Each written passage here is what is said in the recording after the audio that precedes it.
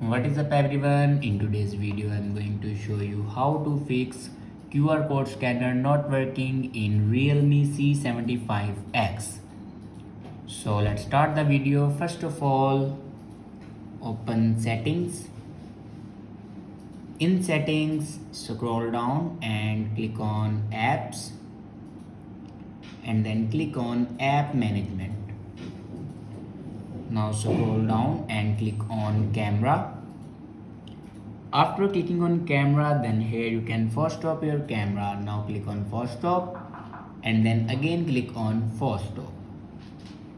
After force stop your camera, then here you can see the option storage usage. Now click on it. Now here you can clear the cache memory of your camera. Now here you can clear your cache memory. After clear your cache memory, then go back to your home screen and open your camera.